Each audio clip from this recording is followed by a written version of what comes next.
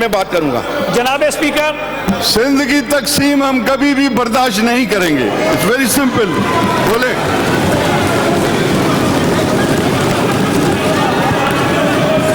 Sir, कुछ भी हो जाए हम बर्दाश्त नहीं करेंगे। एक एक बच्चा मर जाएगा, मिट जाएगा, सिंध के ऊपर कुर्बान हो जाएगा, लेकिन हम बर्दाश्त नहीं करेंगे। जनाब नहीं करेंगे स्पीकर, हम बर्दाश्त।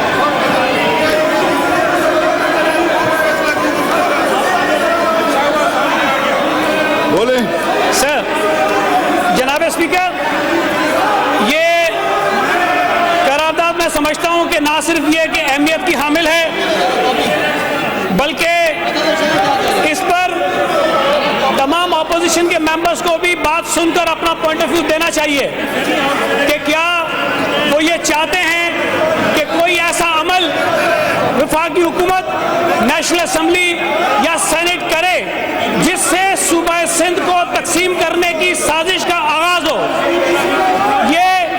मैं ये सिर्फ बताना चाहता हूं कि ये जो अमेंडमेंट नेशनल असेंबली में एमक्यूएम की जानिब से पेश की गई थी, इस अमेंडमेंट के हवाले से सिंध कैबिनेट में भी एक खत आया था।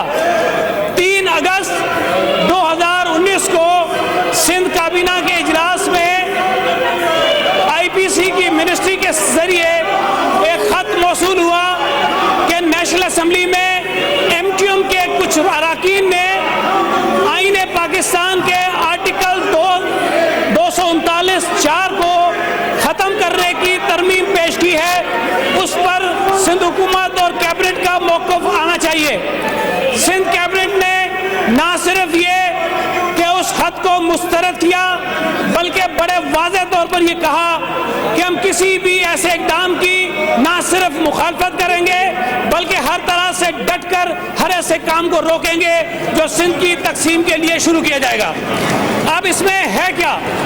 ये मैं समझता हूं कि सिर्फ सूबा सिंध के खिलाफ साजिश नहीं है, यह बलोचिस्तान के खिलाफ भी साजिश है, यह खैबर पख्तूनख्वा के खिलाफ भी साजिश है।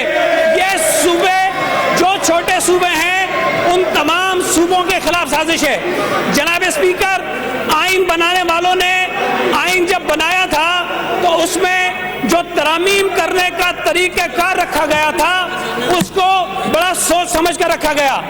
पार्लियामेंट के पास ये इख्तियार है अंडर आर्टिकल 239 कि वो कॉन्स्टिट्यूशन में अमेंडमेंट्स कर सकते हैं, और उसमें कहीं पर सूबे का किरदार नहीं है। 2/3 मेजॉरिटी नेशनल असेंबली की चाहिए होती है, 2/3 मेजॉरिटी सेनेट की चाहिए होती है। 2/3 मेजॉरिटी, प्लीज आप उधर बात करें। 2/3 मेजॉरिटी नेशनल असेंबली और सेनेट की चाहिए होती है। ये वाइड क्लॉज है, ये वाइड क्लॉज है 239(4) जिसमें सूबाई असेंबली को इख्तियार दिया गया है, और उसकी भी आप भी सिंध के खिलाफ हो, जतोई साहब, आप भी सिंध के खिलाफ हो। सर, आर्टिकल 239 में सिर्फ क्लॉज 4 में सूबाई असेंबलीज को यह इख्तियार दिया गया है कि वो आईनी तरमीम में अपना किरदार अदा कर सकते हैं, और आर्टिकल 4 ये कहता है कि किसी भी सूबे की अगर बाउंड्रीज में कोई अल्टरेशन होनी है तो ऐसी किसी अमेंडमेंट की सदर पाकिस्तान मंजूरी नहीं देंगे जब तक सूबाई असेंबली 2/3 अक्सरियत से उस अमेंडमेंट को सपोर्ट ना करे। ये एक बुनियादी चीज है। अब जो तरमीम पेश की गई है उसमें यह कहा गया है कि 239 आर्टिकल 239 का क्लॉज 4 जो है उसको डिलीट कर दिया जाए। अच्छा, अगर हम ये बात एक लम्हे के लिए मान लेते हैं, ये बात एक लम्हे के लिए मान लेते हैं कि 239 आर्टिकल 239 का क्लॉज 4 जो है उसको हटा देते हैं। सर, सूबाई जो कौमी असेंबली है उसकी नशिस्तें इस वक्त आज जब हम खड़े हैं तो 342 हैं, जो अगले इलेक्शन में 336 हो जाएंगी। 342 मेंबर्स हैं कौमी असेंबली में, और उन मेंबर्स में 20 का ताल्लुक जो है वो बलोचिस्तान से है।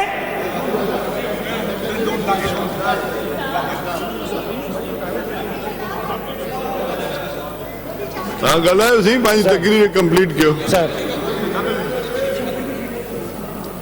सर उसमें 20 मेंबर्स का ताल्लुक जो है वो बलूचिस्तान से है।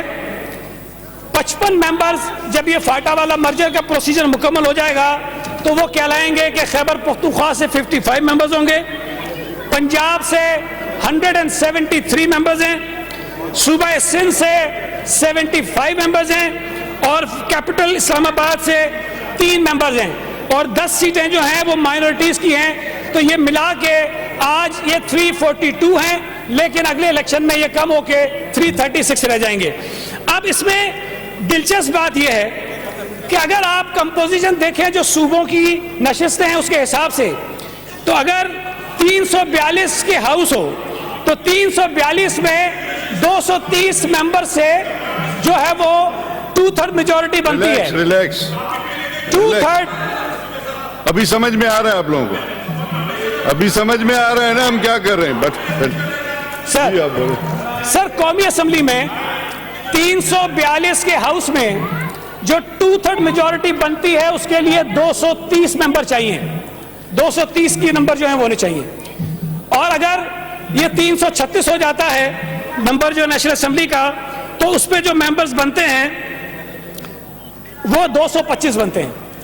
सर अब अगर सिंध असेंबली के या सूबा सिंध के मुतल्लिक कोई प्रपोजल आता है, खुदा ना खास्ता कि जी सिंध की जो सरहद है उसको तब्दील किया जाए, तो अगर सूबा सिंध के तमाम एमएनएज 75 के 75 एमएनएज उसको अपोज करें, वो तरमीम तब भी कौमी असेंबली से 2/3 से मंजूर हो जाएगी। इसी तरह अगर आप सेनेट में जाएं तो सेनेट में 104 मेंबर्स हैं और जब ये फाटा के मेंबर्स खत्म होंगे तो ये 96 हो जाएंगे। सर अगर 104 पे 2/3 मेंबर्स निकालें तो ये 70 मेंबर बनते हैं और सूबा सिंध के जो मेंबर्स की तादाद सेनेट के अंदर है वो 23 है। अब अगर 104 में से 23 मेंबर सारे एक तरफ भी खड़े हो जाएं तब भी 2/3 अक्सरियत वहां बनती है। अब जो बात मैं कहने जा रहा हूं, मुझे अफसोस होता है और हैरत होती है इस बात पर। एमक्यूएम का तो एक मौक़िफ़ है, हमेशा ही हरकत इस तरह की करते हैं, हमेशा इस तरह की साजिशें फैलाते हैं, लेकिन पीटीआई ने कल असेंबली में जब ये अमेंडमेंट वहां पेश हुई है तो पीटीआई के जो मिनिस्टर थे पार्लियामेंट्री अफेयर्स के, उसने इसको सपोर्ट किया है और सपोर्ट करके उन्होंने कमेटी को भेजा है। सवाल ये पैदा होता है कि पीटीआई ये बताए कि क्या वो चाहते हैं कि कोई अमेंडमेंट ऐसी आ जाए कि आप बलूचिस्तान की हुदूद को चेंज करना चाहते हैं, लेकिन बलूचिस्तान की असेंबली से भी नहीं पूछेंगे, बलूचिस्तान के एमएनएस को भी नहीं पूछेंगे, बलूचिस्तान के सेनेटर्स को भी नहीं पूछेंगे, बाकी सूबे बैठेंगे और फैसला करेंगे कि बलूचिस्तान के कितने हिस्से होने चाहिए, खैबर पख्तूनख्वा के कितने हिस्से होने चाहिए, सिंध के कितने हिस्से होने चाहिए। यह किसी के बाप की जागीर नहीं है सर, ना मेरी है ना किसी और की है। सूबा सिंध के लोगों का है। अगर सूबा सिंध के मुतालिक फैसला होगा तो सिंध असेंबली में बैठे हुए सिंध के मुंतखब नुमाइंदे करेंगे। सूबा सिंध के मुतालिक फैसला होगा तो सूबा सिंध के मुंतखब नुमाइंदे जो कौमी असेंबली में बैठे हैं, सेनेट में बैठे हैं, वो करेंगे। हम किसी को ये इख्तियार नहीं दे सकते, हम किसी सूबे को, किसी शख्स को, किसी इदारे को इख्तियार नहीं दे सकते कि वो मेरे और मेरी सूबे की किस्मत का फैसला करे और हमें एक तरफ उठा के फेंक दे। ये नहीं हो सकता है। हम इसी तरह से बलूचिस्तान के लोगों की किस्मत का फैसला भी ऐसे लोगों को नहीं करने देंगे कि आप बलूचिस्तान की असेंबली को एक तरफ फेंकें, बलूचिस्तान के सेनेटर्स को एक तरफ फेंकें, बलूचिस्तान के एमएनएस को एक तरफ फेंकें और खुद बैठ के फैसला करें कि बलूचिस्तान का नक्शा कैसा होना चाहिए। ये मैं समझता हूं कि सिर्फ सूबा सिंध के खिलाफ साजिश नहीं है, ये इस मुल्क के खिलाफ साजिश है, ये वफाक के खिलाफ साजिश है, ये सूबों के दरमियान निफाक पैदा करने की साजिश है। सर 18th अमेंडमेंट के बाद एनएफसी के बाद माजी में इस मुल्क में चारों सूबों के दरमियान जो खलीज हुआ करती थी, जो दूरियां थी, जो नफरतें थी, वो खत्म हुई, सूबे आपस में करीब आए। मैं समझता हूं कि एमक्यूएम अपनी कम नजरी की वजह से, बेशऊरी की वजह से, अपने मजमूम मकासद को हासिल करने की वजह से इस मुल्क के वफाक से खिलवाड़ कर रही है और पीटीआई उनका अलाकार बनी है। पीटीआई ने इस अमेंडमेंट को नेशनल असेंबली में अपोज न करके, मैं समझता हूं या तो ये ट्रैप हुए हैं या फिर ये उस साजिश का हिस्सा है। यहाँ ये वाजे होना चाहिए कि सिंध असेंबली में बैठे हुए पीटीआई के अरकान क्या ये चाहते हैं कि किसी भी सूबे का ये इख्तियार, सर आइन में तरमीम करने का पार्लियामेंट को लामहदूद इख्तियार है। किसी एक जगह पर भी, किसी एक मकाम पर भी, किसी एक इदारे को भी ये इख्तियार नहीं है कि वो पार्लियामेंट के आइन की तरमीम के हक में कोई मदाखलत करे। इवन आइन में ये भी लिखा है कि अदालतों में भी नहीं जा सकते, बहरहाल चले जाते हैं।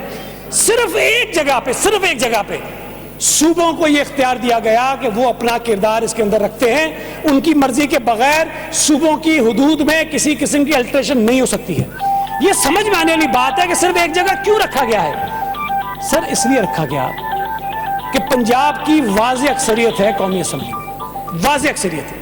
173 उनके मेंबर्स हैं, किसी सूबे के नहीं है। नंबर 2 जो है वो 75 है, जो सिंध से जिनकी नुमाइंदगी होती है, और उसके बाद बाकी सूबे पीछे हैं। अब इस अगर सारी चीज को आप देख लें तो सिवाय पंजाब के पंजाब ऐसा सूबा है जिसका किरदार रहेगा हर सूरत में, इसलिए कि उनके पास अक्सरियत है। बाकी किसी सूबे का किरदार अपने सूबे के मुतालिक फैसलों में नहीं होगा। ये इतना बड़ा खिलवाड़ है। मुझे तो हैरत होती है कि समझ नहीं आती बात कि वहां पीटीआई के वजीर ने क्या सोचकर इसकी मुखालफत नहीं की, सपोर्ट किया और कहा कि इसको कमेटी को भेज दे। ये तरमीम तो कचरे की कुंडे में जाने वाली थी, इस तरमीम की तो मुजम्मत होनी चाहिए थी। ये तरमीम तो पेश करने वाले के मुंह पे मारनी चाहिए थी कि तुम इस मुल्क दुश्मनी में ये काम कैसे कर सकते हो। ये कोई आसान काम नहीं है, ये ऐसा नहीं हो सकता। ये अगर मैं आपको बता रहा हूं सर, अगर ये नेशनल असेंबली ने कोशिश की, ये अगर सेनेट ने कोशिश की कि इस तरमीम को मंजूर करें, तो हम वो करेंगे जिसका ये तस्वुर भी नहीं कर सकते हैं। हम वो कुछ करेंगे, हम हर हद को पार करेंगे, हम हर लिमिट को क्रॉस करेंगे। हम किसी को इजाजत नहीं देंगे कि मेरे सूबे के मुतालिक, आपके सूबे के मुतालिक हमें ला ताल्लुक करें और फैसले बैठ के इस्लामाबाद में करें कि सूबे को हमें किस तरह करना है। मैं इसकी पुरजोर मुजम्मत करता हूं और मैं हाउस से गुजारिश करता हूं, एमक्यूएम के जो समझदार लोग यहाँ बैठे हैं, उन्होंने अगर उन्हें सियासी तदब्बुर का मुजाहरा करना है, अगर वो ये चाहते हैं कि सिंध के लोगों में जो लोग नफरतें फैलाते हैं उसको खत्म करें, सिंध के लोगों में मोहब्बतें फैलाएं, तो अल्ताफ हुसैन को लीडर ना मानने से मसला हल नहीं होगा। अल्ताफ हुसैन की पॉलिसीज को रद्द करो, अल्ताफ हुसैन की नफरत अंगेज सोच को खत्म करो, अल्ताफ हुसैन की लोगों को लड़ाने और मरवाने की जो हरकतें थी उसको खत्म करो। अगर आपने फैसला करना है तो सिंध के लोगों के दरमियान मोहब्बतें बढ़ाने के लिए करो, सिंध में रहने वाले लोगों के दरमियान दूरियां खत्म करने के लिए करो। ये जो कोशिशें आप कर रहे हो, जो साजिशें आप कर रहे हो, आप कभी कामयाब नहीं होंगे, लेकिन सिंध में रहने वाले लोगों में दूरियां आप जरूर पैदा करोगे, नफरतें आप जरूर बढ़ाओगे, खलीज जो है वो आप जरूर बढ़ाओगे। बहुत बहुत शुक्रिया। मूवर है वो, लेट हिम स्पीक। जी सर। बिस्मिल्लाहिर्रहमानिर्रहीम। जनाब स्पीकर साहब, तवाजी बड़ी आप तो मेहरबानी। मुखालफत कर रहे हो, आपको क्या जरूरत।